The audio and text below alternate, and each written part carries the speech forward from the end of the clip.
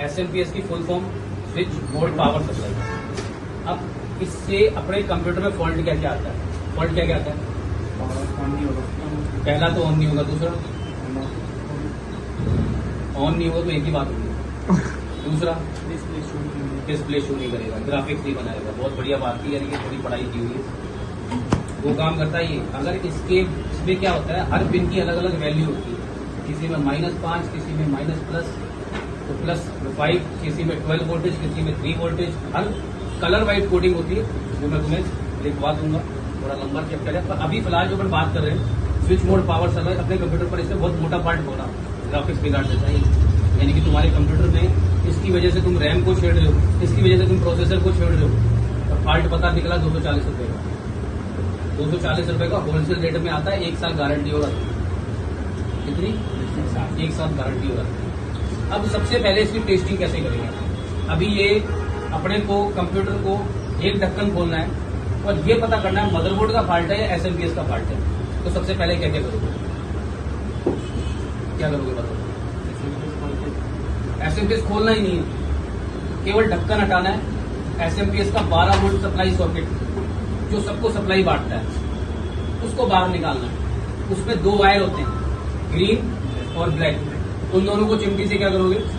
Short करोगे। अगर चलने लग जाए तो मदरबोर्ड का फॉल्ट है, और नहीं चले तो SMPS का फॉल्ट है।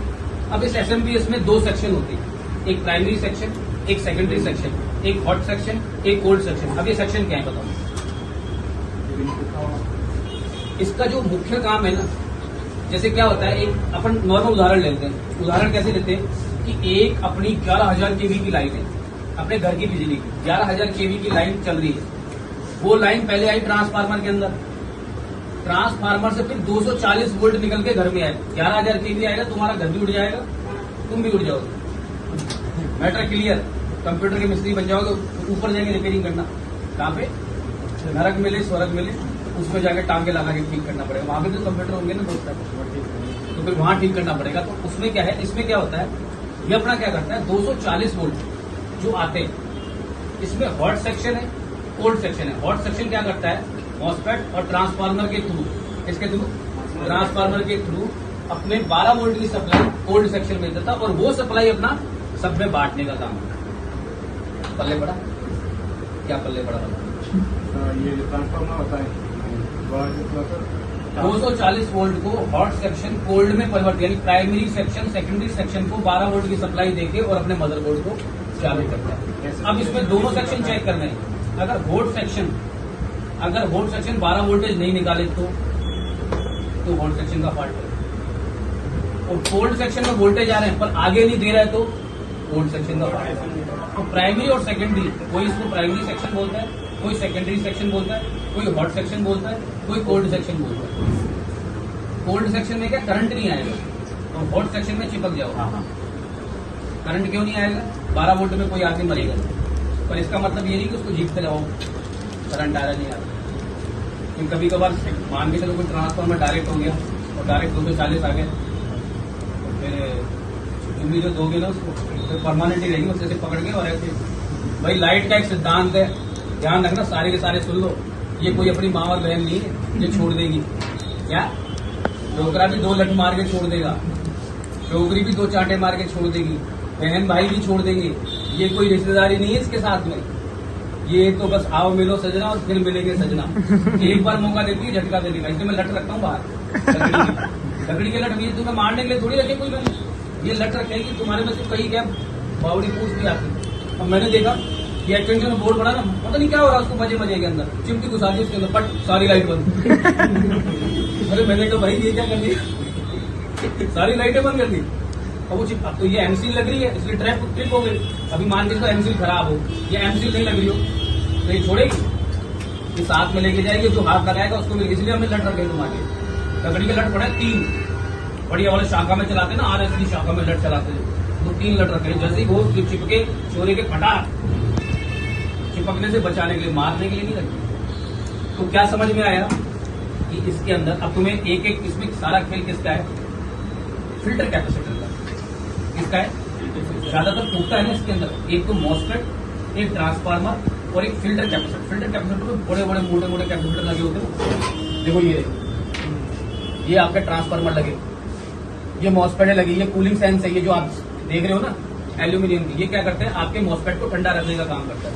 कूलिंग, क्योंकि हीट खाते हैं, वर्किंग करते हैं 240 वोल्ट के अंदर, तो इसको ठंडा रखने का काम करता है। ये कोई मशीन नहीं है, ये तुम्हारे कूलिंग के लिए ये लगाना जरूरी है, थर्मास को ठंडा, जैसे अपने पंखा भी लगा होता है गर्मी निकालने के लिए।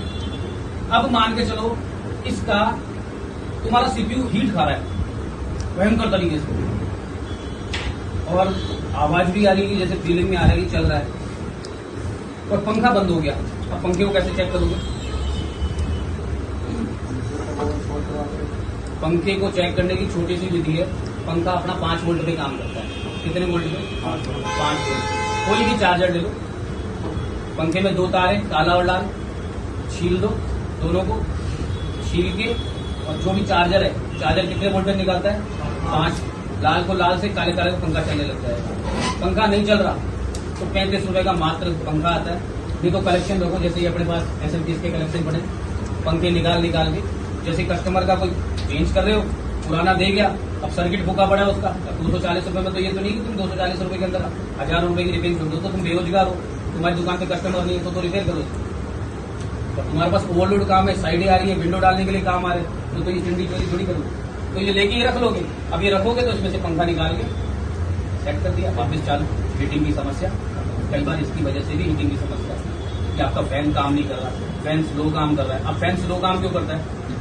मिट्टी की वजह से। अब जैसे क्या होता है, ये गंदगी बाहर निकालता है, कभी भी देखना, अभी यहाँ पे सूरज की किरण आएगी ना, तो उसमें छोटे छोटे से कण होते हैं। अभी पंखे भी है ना अपने, इसके ऊपर इकट्ठे होते आते तो पंखा क्या होता है? भारी हो जाता है, भारी हो जाता है पंखा अपना। उस कंडीशन में आप इसको सफाई भी करके लाइट कर सकते हो, या फिर तो चेंज कर सकते हो। बाकी जैसे आपकी मीटर की टेस्टिंग होगी, उसके अंदर आपको तो नहीं हुआ, इनके तो सारे एक पार्ट मॉसफेट हो गए तेरे, ट्रांसफार्मर हो गया तेरा, रजिस्टर, ट्रांजिस्टर, कैपेसिटर वगैरह ये सारी चीजें क्लियर हो चुकी। अब मोटी मोटी पहचान तो ऊपर से भूल भी जाता है। और नहीं तो टेस्टिंग के अंदर भी इसकी टेस्टिंग होती है, full shot, half shot, clean करके है, वो आपकी जैसे जैसे आपकी क्लास चलेगी वैसे वैसे क्लियर हो जाएगी। तो SMPS की जो मोटी मोटी चीजें थी वो मैंने बताई। अब अपने हिसाब से, अपने दिमाग के हिसाब से इसको लेके दिमाग में बैठ, ठीक है? तो अभी क्या